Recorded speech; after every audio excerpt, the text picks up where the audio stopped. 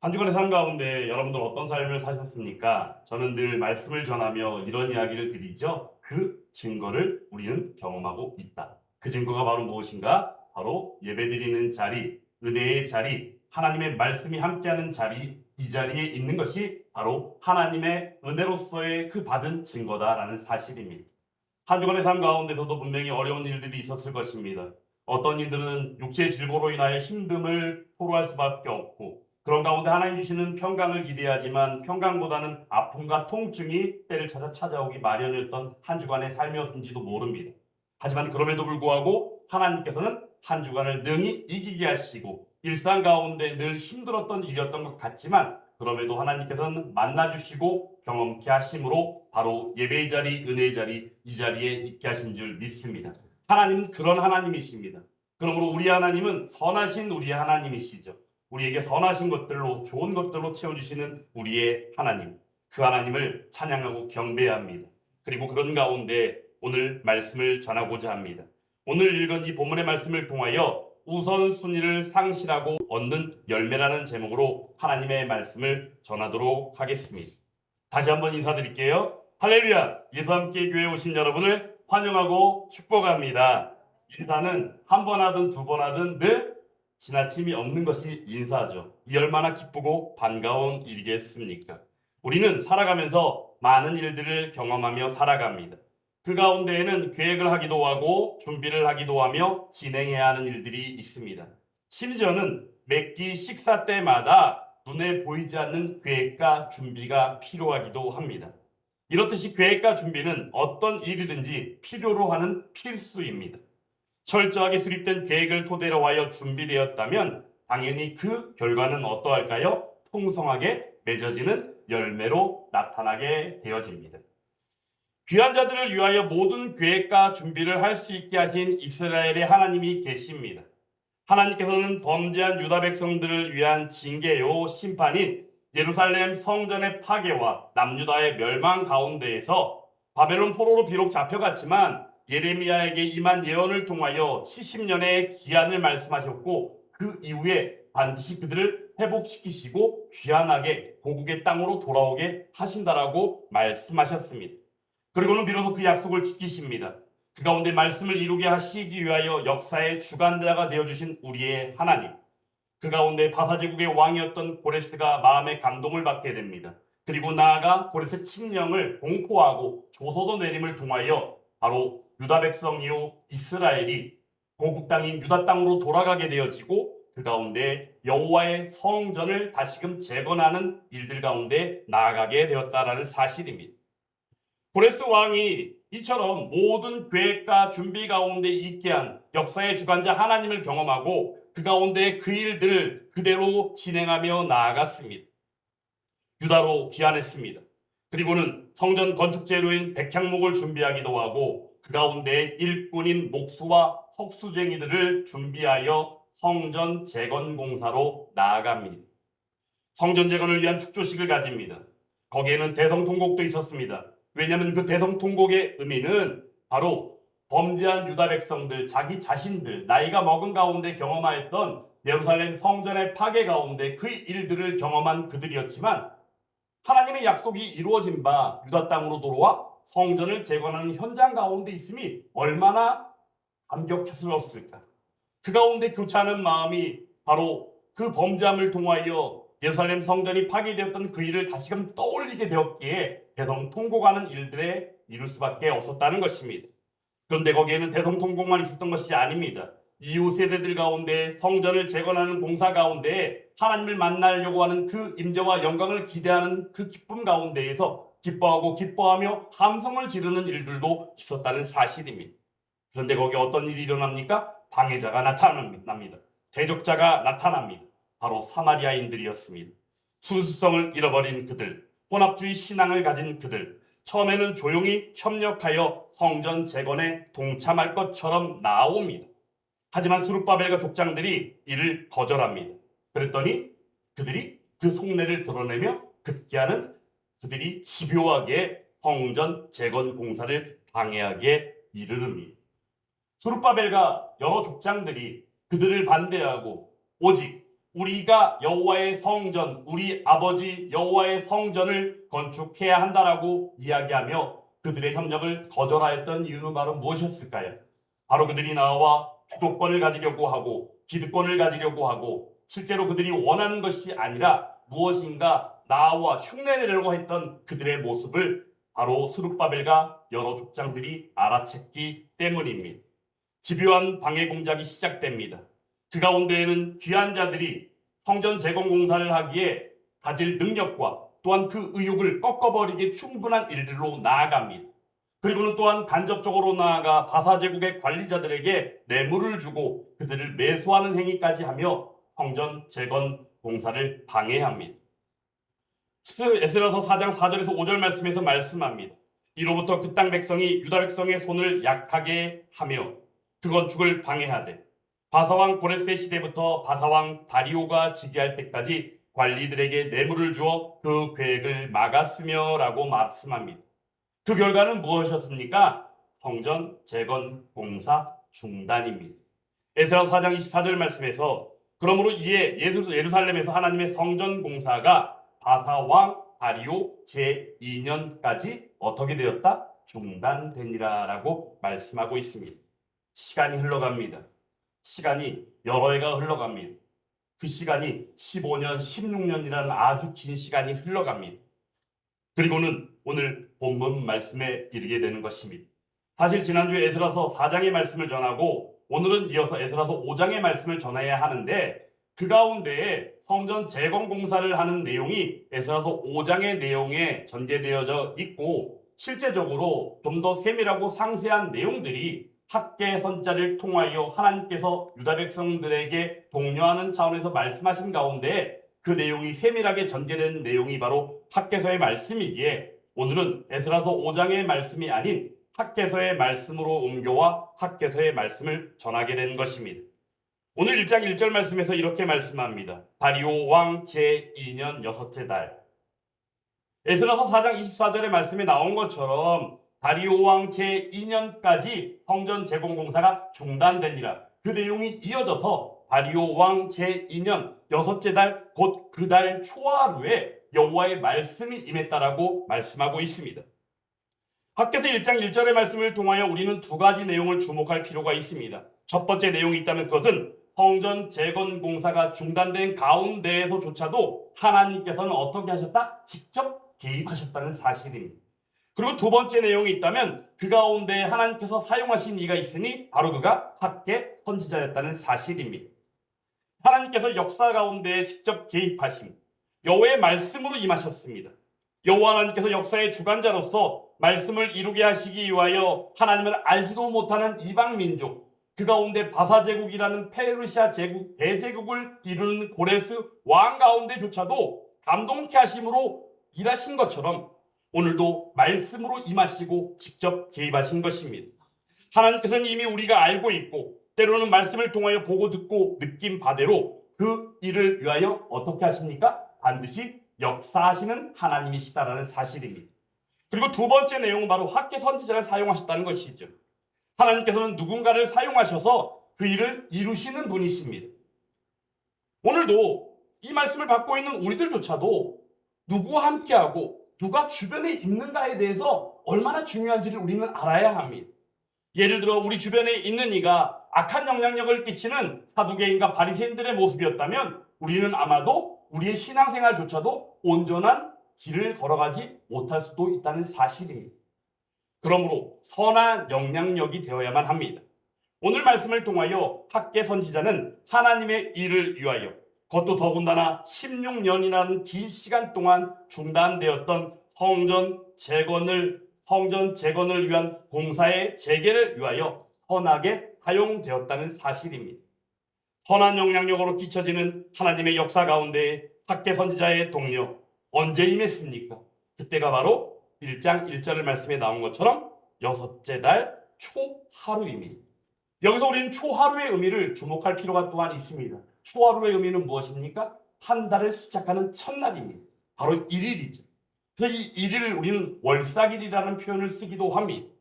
하나님께서는 모세에게 성막을 세우라고 명령하실 때조차도 말씀하셨습니다. 출애굽기 40장 2절 말씀에서 말씀합니다. 너는 첫째 달 초하루에 성막 곧 회막을 세우고 라고 말씀하십니다. 초하루가 얼마나 중요한지를 알게 하는 장면입니다. 그리고 이 초하루에는 어떻게 하라고 명령하셨느냐? 민수기 28장 11절 말씀을 통하여 초하루에는 숫송아지 2마리와 숫양 1마리와 1년 되고 흠 없는 숫양 7마리로 여호와께 무엇을 드리라? 번제를 드리되라고 말씀합니다. 초하루의 의미는 하나님께서 실제 지난 한 달을 회개함으로 나오게 하시는 날입니다. 그리고 번제를 드림으로 말미암아 하나님 앞에 헌신을 고백하며 나아가는 자리이기도 합니다. 초하루인 이날에 말씀으로 역사하시고 학개 선지자를 통하여 스룹바벨과 여호수아에게 독려하신 내용은 바로 성전 재공공사의 재개 가운데에 어떻게 헌신으로 나아가게 하시는 하나님이 베푸신 은혜였다는 사실입니다. 하지만 백성들의 현 상태가 어떠합니까? 하나님이 보시기에 매우 안타까운 지경에 있습니다. 학개서 1장 2절 말씀에서 백성들의 상태가 어떠합니까? 여호와의 전을 건축할 시기가 이르렀다? 아니요, 이르지 아니하였다라고 이야기합니다. 지금 성전 재건공사가 중단된 지가 이미 16년이라는 긴 시간이 지났습니다. 근데 그 가운데 백성들의 이야기가 무엇이라고요? 성전을 건축할 시기가 아직도 입니다라고 얘기하고 있다는 사실입니다. 그들은 성전 재건공사가 중단되고 지나가는 시간들 속에서 성전 재건공사의 때가 아니라고 인지하고 인정하고 얘기하고 있는 것입니다. 여기에서 우리는 영적인 무관심을 가진 그들 또한 무지한 그들의 모습을 보게 됩니다. 게다가 거기에 더하여 무엇입니까? 나태함도 게으름도 함께 가지고 있는 백성들의 모습이었습니다. 하지만 거기에는 또 다른 큰 문제가 있었습니다. 그것을 하나님께서는 친히 말씀으로 짚어주십니다. 학개서 1장 4절 말씀입니다. 이 성전이 황폐하였거늘 너희가 이때에 완벽한 집에 거주하는 것이 옳으냐. 지금 백성들의 상태가 어떠합니까? 황폐한 성전을 지나쳐가면서 그 황폐한 성전을 바라보면서도 때가 이르지 아니했다라고 얘기하는 가운데 그들이 살아가는 삶 가운데 그들이 거주하는 집은 어떠해요? 완벽한 집에 거주하고 있습니다. 여기서 말하는 완벽한 집의 의미는 무엇이냐? 지붕이 번듯하게 지어진 집, 벽이 번듯하게 세워진 집, 말 그대로 잘 갖춰진 집이 완벽한 집이다라는 사실입니다. 그들에게는 이미 황폐한 성전은 안중에도 없습니다. 그저 지나쳐버릴 뿐입니다. 아마도 성전 재건공사가 중단된 첫 시점에는 어느 사람이라도 가지는 마음처럼 안타까운 마음이 있었을 것입니다. 그런데 그것도 잠시 시간이 지나면서 그들이 가진 마음에는 안타까운 마음조차도 가지지 못함은 물론 까마득하게 잊고 오직 그들 자신의 편안과 안위에 집중하고 그러한 삶을 살고 있었다는 사실입니다. 성전 재건공사 중단 이후에 이러한 일상 가운데 놓이게 된 이유는 아마도 그들의 상태가 그렇게 된 이유도 여러 가지가 있을 수 있을 것입니다. 아마도 하나님의 말씀의 실현으로서 70년의 기한을 채우는 때를 기다리고 있다라고 말하며 믿음이 있는 모습으로 토로하고 있는 이들도 있을 수 있습니다. 왜냐하면 그 70년은 기한이 어떤 내용이라고 말씀드렸습니까? 예루살렘 성전이 파괴되어진 그때부터 시작하여 기원전 586년입니다. 그리고 70년의 기한이 차는 때가 바로 제2성전이라고 이야기하는 성전 재건공사가 마쳐지고 준공, 스룹바벨 성전이 준공되어지는 때인 기원전 516년까지 바로 70년이라는 시간을 우리는 이야기합니다. 그러므로 지금 현재 아직 때가 이르지 아니했다라고 고백하고 이야기하는 백성들의 모습 가운데 그나마 믿음이 있는 모습처럼 보여지게 하나님의 때가 임하지 않았다. 하나님의 약속에 말씀하시는 70년의 기한이 아직은 차지 않았다라고 이야기하는 그들 가운데 그 모습이 어찌 보면 당연한 모습일 수도 있다는 사실입니다. 그럼에도 불구하고 그들은 어떠합니까? 실제 고레스 왕 이후에 이어진 그 역대 왕들의 모습 속에서 실제 중단된 그 내용 안에서 고레스와 같은 협력의 모습들을 찾아볼 수 없었다는 역사적인 내용들도 나와 있습니다. 그런 가운데 계속적인 대적자들의 방해가 집요하게 이어진 만큼 그 내용은 중단되어진 것이 아니라 계속적으로 집요한 방해로 이어졌을 것이 분명하다라는 사실입니다. 그러므로 그들이 자신의 안위의 삶을 위하여 하나님을 저버린 모습은 어찌 보면 당연한 이치로서 보여진 모습일 수 있다는 사실입니다. 저는 이러한 현상과 이러한 현실을 두고 한 표현을 쓰고자 합니다. 우선순위라는 표현을 쓰고자 합니다. 모든 일에는 순서가 있기 마련입니다. 심지어 밥을 지을 때에도 쌀을 물에 잘 씻어야만 합니다. 거기에는 불순물이 있을 수도 있고 요즘은 기술이 발전해서 돌 같은 것들이 섞여 있는 경우가 극히 드물긴 하지만 과거 얼마 전에 모습만 보더라도 돌이 섞여 있어서 꼭 쌀을 잘 씻고 돌을 걸러내지 않으면 밥을 먹다가 이빨이 깨지는 상황들이 종종 있었던 과거의 모습이 있었다라는 사실입니다. 그래서 밥을 지을 때도 쌀을 물에 잘 씻어야 합니다. 제 아무리 물에 잘 씻어 나온 쌀이 요즘에 유통되고 있는 것으로 알고 있지만 그럼에도 불구하고 우리는 어때요? 공장에서 만들어 나온 것이기 때문에 그것을 믿지 못하고 또 한 번 물에 씻어야만 되는 게 우리의 이치의 모습이 아니겠습니까? 그런데 그 가운데 중요한 것은 쌀이 없다면 또한 그 가운데에서 쌀을 먼저 준비한 것이 우선이기도 하다라는 것입니다. 집을 지을 때조차도 마찬가지입니다. 집을 짓기 위해서는 기초공사를 아주 잘 해야만 합니다. 기초공사를 할 때에도 상수도가 들어갈 자리, 하수도관을 묻을 자리를 다 잘 적당하게 잡고 미리 것들을 설치하고 준비하지 않으면 안 됩니다. 그러므로 그러한 일들이 기초공사를 할 때 필수적인 요소가 되기도 합니다. 또한 그러한 일들을 위해서 설계도를 그래서 미리 준비하는 것입니다. 설계도를 준비하고 거기에 걸맞는 재료들을 준비하는 것이 마땅한 것이지요. 하나님께서 택하시고 부르신 백성들도 마찬가지로 이 순서에 있어서는 예외가 아니라는 사실입니다. 그러므로 우리의 신앙생활도 그 우선순위를 잘 알아야만 합니다. 귀한 자들에게 우선순위는 누구입니까? 우선순위로서 해야 할 일은 무엇입니까? 우선순위는 오직 우리의 하나님이십니다. 그런데 여기서 그들은 이 하나님을 저버렸습니다. 그리고 우선순위를 상실했습니다. 왜 하나님이 그들에게는 우선순위여야만 했을까요? 그들의 정체성이 하나님으로 말미암았기 때문입니다. 그런데 이를 저버리고 그 우선순위를 상실해버리고 그들이 우선적으로 해야 할 일이었던 바로 완벽한 집을 짓는 것이 아니라 황폐한 성전을 재건하는 공사에 착수하고 하루속히 하나님의 성전을 온전하게 완성하며 나아가야 했던 그들이었지만 그들은 그렇게 하지 않았다는 사실입니다.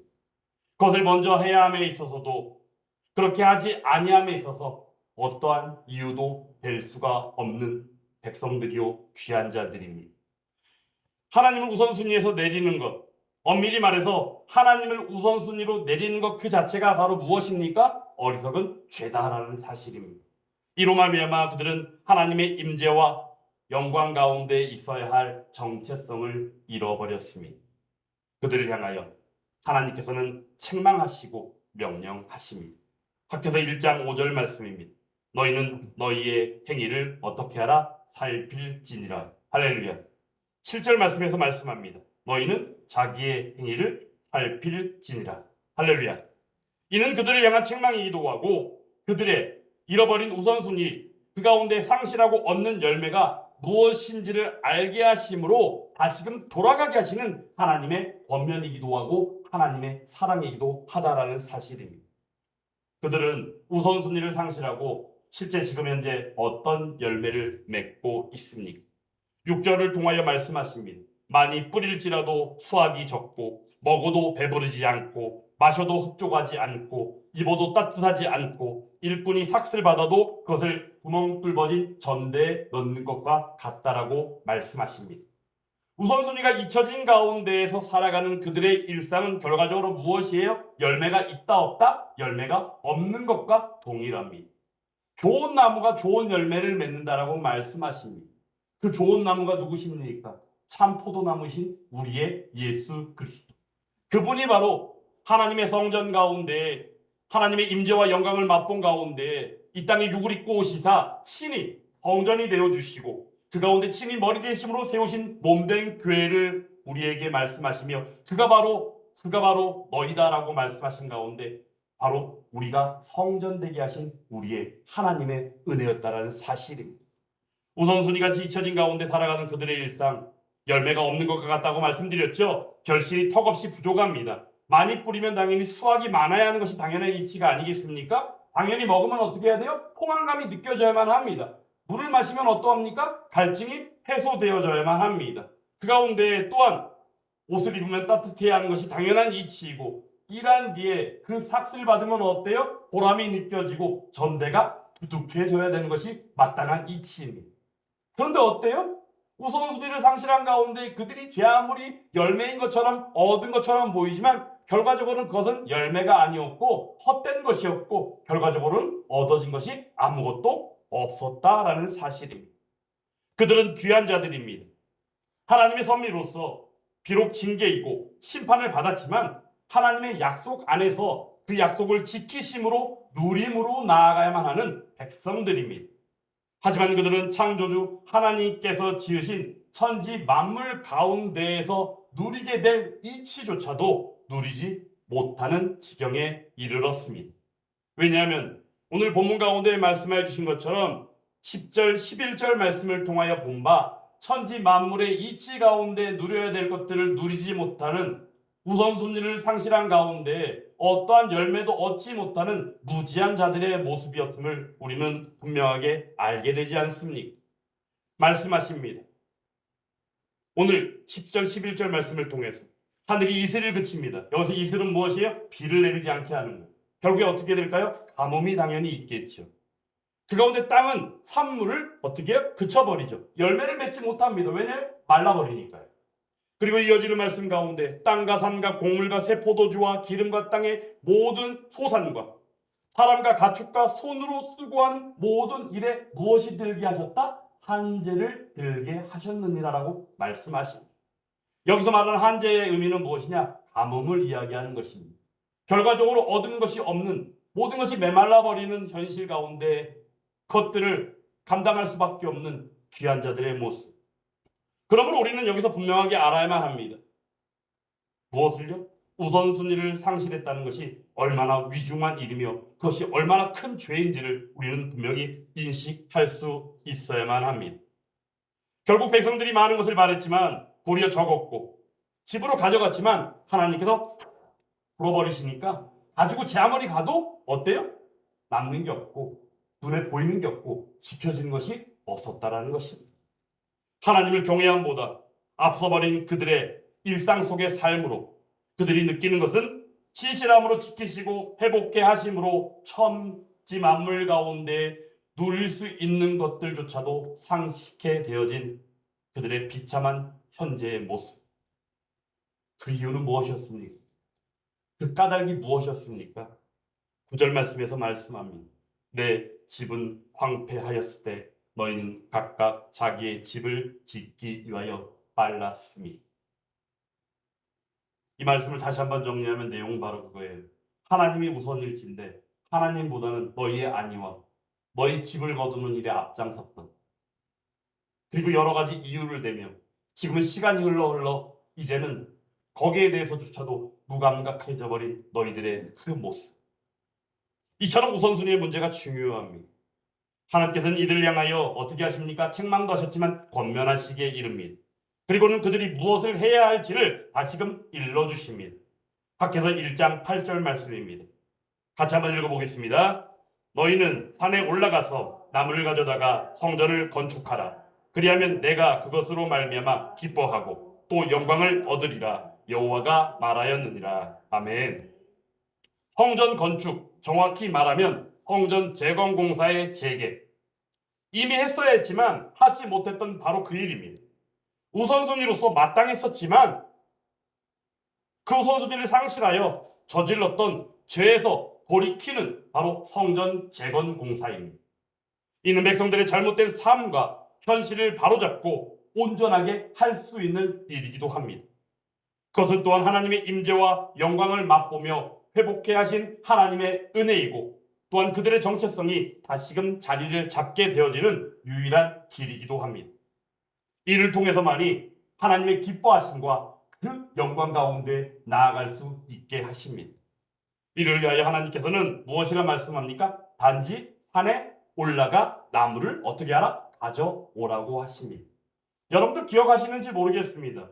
성전의 기초를 놓는 성전 축조 가운데 준비했던 일들 가운데 두 가지 일이 있다면 바로 목수와 석수를 준비하는 일이 있었고, 그 가운데 또한 백향목의 아주 유명한 원산지인 레바논으로부터 수입하여 들어왔던 일이 고레스 왕을 통하여 또한 주변의 백성들을 통하여 협력되어졌음을 우리는 이미 알고 있습니다.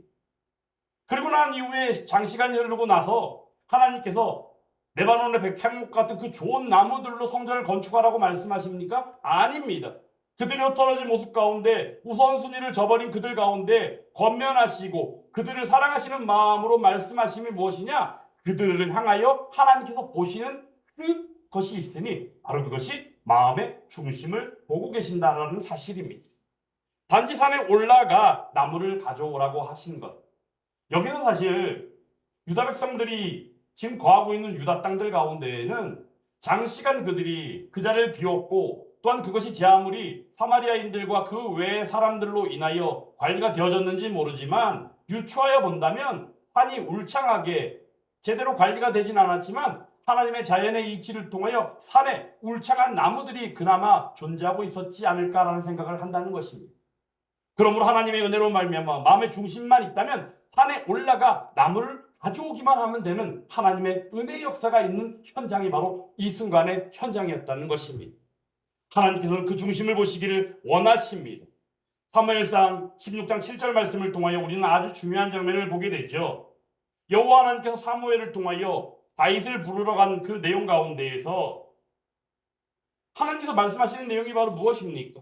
여호와께서 사무엘에게 이르시되 그의 용모와 키를 보지 말라. 내가 이미 그를 버렸노라. 내가 보는 것은 어때요? 사람과 같지 아니하니 사람은 외모를 보거니와 나 여호와는 무엇을 보느니라? 중심을 보느니라 하시니라. 할렐루야. 그러므로 우리는 하나님께서 이 유다 백성들 귀한 자들 가운데에 성전 재건이 너희에게 중요한 일이며 그것을 깨닫게 하시며 권면하시는 장면 가운데에서 바로 하나님께서 보시는 것이 그들의 중심이요 그들의 믿음을 바라보고 계신다는 사실을 우리는 분명하게 알아야 한다는 것입니다. 시편 51편 6절 말씀에서도 말씀합니다. 보소서 주께서는 중심이 진실함을 원하시오니 내게 지혜를 은밀히 가르치시리이다 라고 말씀합니다. 즉 중심을 보시는 하나님께서 그 중심을 보실 때 그 중심이 우선순위가 상실되어진 것이 아니라 오직 하나님만을 바라보았을 때 하나님께서 은혜를 베풀어 주시는데 그 은혜가 무엇이다? 하나님의 지혜로 꽉 채워주심으로 말미암아 하나님이 기뻐하시는 일들 가운데로 나아가게 하신다라는 사실입니다. 우리는 우선순위를 과연 어디에 두고 있습니까? 먼저 질문드립니다. 여러분들은 누구십니까? 여러분들은 누구세요?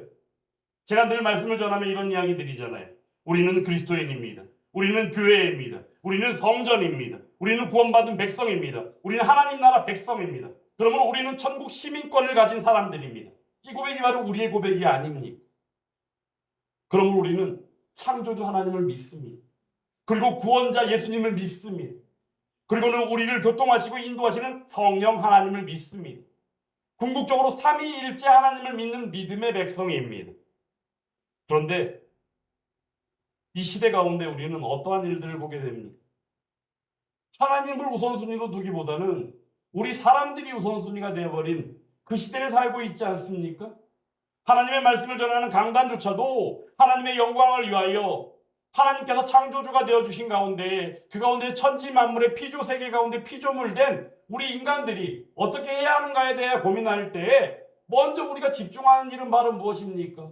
하나님 내가 힘들어요. 하나님 내가 이렇게 살고 있어요. 오히려 하나님 앞에 토로하는 일들이 우선이고 하나님의 입장과 하나님의 생각과 하나님의 관점과 심지어 하나님의 말씀조차도 중심이 되기보다는 우리의 현실과 우리의 애처로운 일들이 먼저 우선시되는 것이 바로 우리의 모습이 아닙니까?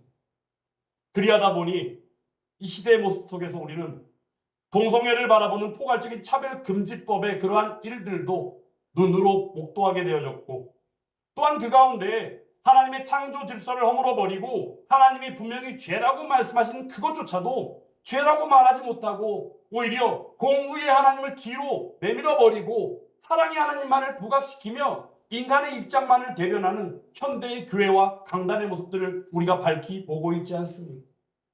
실제 우리는 동성애 문제에 대하여 말할 때 LGBTQ의 문제라고 말합니다. 여기서 말하는 LGBTQ가 무엇인지 아십니까? 여성 동성애자를 말하는 레즈비언이 있습니다. 남성 동성애자를 말하는 게이가 있습니다. 그리고 남자와 여자 모두에게 성적인 매력을 느끼는 바이섹슈얼이 있습니다. 그리고 또한 그 가운데 T가 있잖아요. T가 바로 무엇이냐? T가 바로 트랜스젠더를 얘기합니다. 태어날 때의 성을 잃어버리고 바꿔버리고 성 전환을 수술을 받은 이들. 그리고 마지막 Q는 무엇인지 아십니까? 퀘스처닝 혹은 퀴어를 말합니다. 여기서 말하는 퀴어는 동성애의라는 뜻을 가지고 있기도 하고 기괴한, 이상한이라는 뜻을 가진 영어입니다. 퀘스처닝은 바로 성 정체성을 혼돈하고 있는 이들을 지칭하여 퀘스처닝이라는 단어를 쓰고 있습니다. LGBTQ, 실제적으로 성적인 정체성에 대한 하나님의 창조 질서를 완전히 허물어버리고 인간이 스스로 인간의 만족과 자신들의 그러한 일들에 대하여 그들이 합리화시키는 내용으로서 전개되고 있는 것이 바로 LGBTQ의 문제다라는 사실입니다. 그렇다고 한다면 우리는 어떻게 해야 합니까? LGBTQ의 문제에 있어서 단호하고도 분명하게 하나님의 말씀인 이 계시의 성경을 통하여 단호하게 죄라고 말해야만 합니다. 그럼에도 불구하고 하나님께서는 죄를 미워하되 사람은 미워하지 않으시고 바로 하나님께로 돌아오기를 원하시는 하나님의 마음 안에서 그 사랑을 우리는 전할 수 있어야 합니다. 이것도 마찬가지로 우선순위가 잘못된 일이 아니고 무엇이겠습니까? 하나님께서는 우리에게 우선순위를 반듯하게 하라고 말씀하여 주십니다. 그리고 그 가운데 우리의 행위와 우리의 살아가는 삶을 다시금 돌아보고 그 삶을 온전히 살아가라라고 말씀하고 계시는 것입니다. 실제 미국에서 아주 큰 감리교단이 있습니다. 연합감리교단이라고 말합니다. 그 연합감리교단을 말할 때 우리는 UMC라고 말합니다. 근데 이 UMC가 원래는 동성애를 완전히 반대하는 그런 교단입니다. 실제 하나님의 말씀에 토대로 하여 하나님의 말씀이요 창조 질서 가운데 분명하게 전하는 그러한 건전한 교단이었습니다. 그런데 거기에 한 무리들이 들어갑니다. 그리고 또 들어갑니다. 또 들어갑니다. 그리고 그 안에서 동성애에 대해 찬성하는 분위기가 만들어지게 되었습니다. 지금 현재 UMC라는 연합감리교단의 모습이 어떠한지 아십니까? 우리 대한민국의 한 감리교회의 젊은 목사님이었던 이동환 씨가 퀴어 축제에 가서 그들의 죄를 죄라고 분명하게 밝히고 그들이 하나님께로 돌아오게 하기 위한 권면의 메시지가 아니라 사랑의 하나님께서 그들조차도 사랑하실진대라고 말하며 그들을 축복하였던 현장처럼 미국의 감리교단이 연합감리교단이라는 이 교단이 동성애를 반대하고 기독교와 동성애는 양립될 수 없다라는 그 문구조차도 삭제하며 동성결혼을 찬성하며 더 나아가 동성애자조차도 심지어 목사 안수를 받을 수 있게 하는 조항으로 바뀌어진 바 그 교단에 소속되었던 수많은 동성애를 반대하는 교회들이 탈퇴하는 지경에 이르렀고 UMC라는 교단과 달리 CMC라고 이야기하는 글로벌 감리교단이라는 교단을 다시금 만들고 하나님의 말씀을 전하며 동성애에 반대하는 하나님의 말씀으로 입장을 밝히며 활동하고 있는 것이 현 시대의 모습이기도 합니다. 실제 UMC에 소속된 한 교회 가운데 예배를 드리는 예배 자리 가운데에서 그 UMC 총회에 소속된 한 관계된 관계자가 잠깐 시간을 달라고 얘기하며 무슨 일 때문에 그러시냐, 지금 예배 중이 아니냐라고 했을 때 잠깐이면 됩니다. 그러면서 나와가지고 하는 이야기가 무엇이었는지 아십니까? 결국에는 그 교회를 7년 이상이나 담임하였던 그 목사님이 이번 달 말까지 시무기한이고 다음 달 1일부터는 다른 목사님이 와서 이 교회를 담임하게 됩니다라는 내용을 예배 시간에 갑작스럽게 들어와가지고 끼어들어서 그런 이야기를 하는 거예요. 성도들이 어떻게 했을까요? 지금 예배 시간에 뭐 하시는 거예요? 무슨 얘기 하시는 거예요? 막 난리가 났었겠죠. 그럼에도 불구하고 그는 단호하게 그렇게 전했습니다. 그리고는 그가 하는 말이 아주 기가 찹니다. 이렇게 말하는 것이었습니다. 성경을 토대하여 볼 때 이런 기록도 있습니다. 사도 바울조차도 남성 동성애자인 게이였었다라는 이야기가 있습니다. 그리고 더 나아가 예수님께서조차도 사람을 가리지 아니하시고 어느 누구에게든지 하나님의 말씀 천국 복음을 전하지 않으셨습니까? 라고 말하며 그 동성애 문제에 대하여 찬성하고 그러한 일들을 전하는 그 행위에 대하여 정당화시키는 모습을 보았습니다. 여러분들은 이러한 현실을 어떻게 보십니까? 우리의 편의와 우리가 하고 있는 행위 가운데 그 행위를 합리화하고 정당화시키기 위하여 하나님은 잠시 감춰버리고 하나님의 속성조차도 공의의 하나님이시오 사랑의 하나님이시오 우리가 셀 수 없이 제 아무리 아름다운 말로 다 형용한다 할지라도 다 표현할 수 없는 우리의 하나님이 실진데 그 하나님을 내 입맛에 맞추어 반은 인정하고 반은 감춰버리고 이런 식으로 하면서 신앙생활하며 그리스도인이라고 말할 수 있습니까? 그러므로 저는 오늘 이 시간 말씀을 전하며 우선순위를 상실하고 얻는 열매, 그 열매는 없는 거나 마찬가지입니다.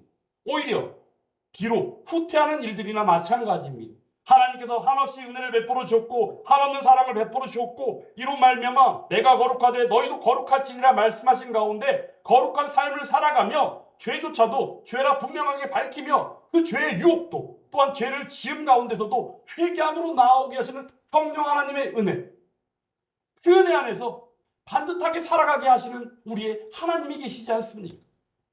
그러므로 이 시대의 모습 가운데 이 어그러지고 찢겨짐 가운데 심지어는 포괄적인 차별금지법이라는 그 내용을 통하여 어느 누구든지 어떤 누구에든지 해당되어질 법한 차별이라는 그 단어를 입에 담고 모든 차별을 금지하는 것과 같이 보여지는 이러한 악법들이 이 시대 가운데 만들어져서는 안 될 것이다라는 사실입니다.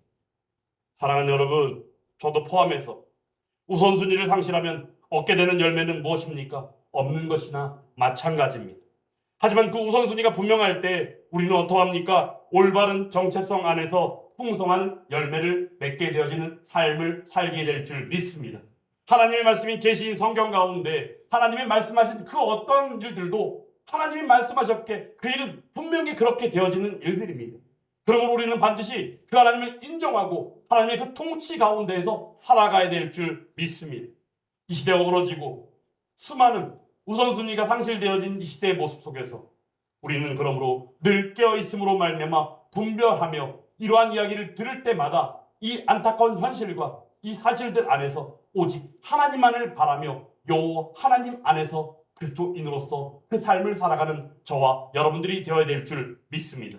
성전 재건이 오늘 이처럼 우선순위를 상실한 그들의 모습을 알게 하셨고 또한 학계 선지자를 통하여 또한 우리가 알고 있는 또 한 사람의 선지자가 있습니다. 스가랴 선지자입니다. 학계 선지자의 동료가 있었지만 또한 스가랴 선지자를 통하여 한 4개월 정도 뒤에 바로 스가랴 선지자를 통하여 독려하시는 내용들이 또한 있기도 합니다. 어찌되었건 간에 12권의 소선지서 가운데 포로 귀환기 이후의 내용으로 전개되는 그 선지서가 3개가 있는데 학개서, 스가랴서, 말라기서라는 사실입니다. 학개서, 스가랴서를 통하여 성전 재건 공사를 재개하게 하시는 하나님의 그 은혜. 그러면 다음 주에는 성전 재건 공사가 재개되어지고 성전을 완공하게 되어지는 그 말씀을 또한 전하고자 합니다.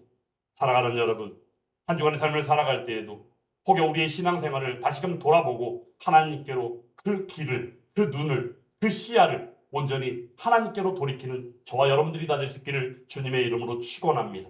보여지고 들려지는 소식들이나 이야기들이 너무나도 우리들을 흔들어 놓는 이야기들이 많습니다. 분별치 못할 때 우리는 미혹될 수밖에 없습니다. 그러한 일들이 예수와 함께 교회 가운데는 절대 있지 않기를 주님의 이름으로 축원합니다. 예수와 함께 계속하여 예배를 드리고 있는 여러분들 가운데서도 그러한 일들로 인하여 하나님의 마음을 아프게 하고 하나님이 원하지 않는 그러한 삶을 살아가는 일들이 절대 있지 않기를 간절히 원합니다.